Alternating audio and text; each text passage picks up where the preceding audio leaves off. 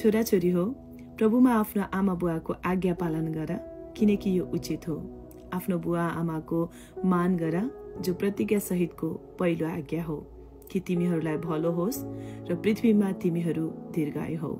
आमेन। परमेश्वरको वचन पढाइमा हामी सबैजनालाई आशिष मिलेको होस्।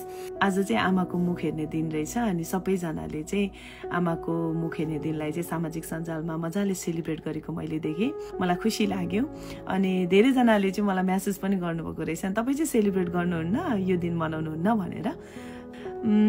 म सेलिब्रेट गर्छु, तर मलाई सेलिब्रेट गर्नको लागि कुनै एउटा दिन नै आउनुपर्छ भन्ने छैन। आफ्नो आमा बुवालाई माया गर्नको लागि म जुनसुकै दिनमा पनि जुनसुकै समयमा पनि उहाँहरूले गर्नुभएको सबै कार्यहरूको लागि म धन्यवादी हुन सक्छु, किनभने यो कुरा चाहिँ मलाई मेरो वचनले सिकाउँदछ। मैले सुरुमै भिडियोको सुरुवातमा नै पढिसकेँ, आफ्नो बुवा आमाको आज्ञा पालना गर्न अनि उहाँहरूलाई आदर गर्न, मान सम्मान गर्न, सबै कुरा चाहिँ हामीलाई वचनले सिकाउँदछ। अनि उहाँहरूलाई मान सम्मान गर्न, आदर गर्नको लागि चाहिँ कुनै एउटा पर्टिकुलर दिन नै हुनुपर्छ, यही दिनमा मात्र उहाँलाई आदर गर्ने अनि अरू दिनमा चाहिँ नगर्ने, त्यो चाहिँ होइन। तर हर दिन हर समय म चाहिँ मेरो मम्मी बुवाको लागि उहाँहरूले गर्नुभएको सबै वास्ता केयर जे जति छ, उहाँहरूले गर्नुभएकै माया ममताको कारणले गर्दा आज म यो ठाउँमा छु। त्यो सबै कुराहरूको लागि चाहिँ म सधैँभरि नै उहाँहरूप्रति धन्यवादी हुन्छु है।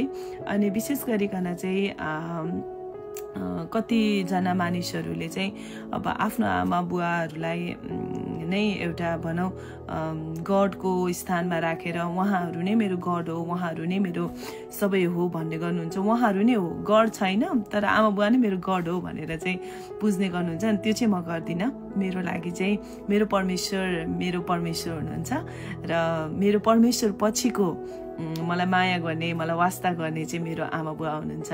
अनि मेरो मम्मी बुवा नै मेरो लागि सबै हो, एज अ गड नै उहाँ हो भनेर चाहिँ म कहिले पनि बुझ्दिनँ, किनभने मेरो लागि मेरो गड नै हुनुहुन्छ। जुन गडले मेरो आमा बुवालाई नै सृष्टि गर्नुभयो, उहाँभन्दा माथि र उहाँभन्दा शक्तिशाली चाहिँ अरू कोही पनि छैन।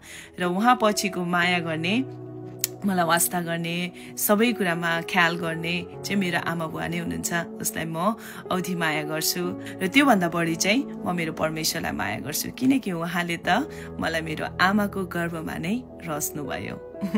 परमेश्वरलाई धन्यवाद भएको होस् आजको यो वचनबाट र यो भिडियोबाट। यहाँहरू सबैजनालाई आशिष मिलेको होस्। जय मसीह।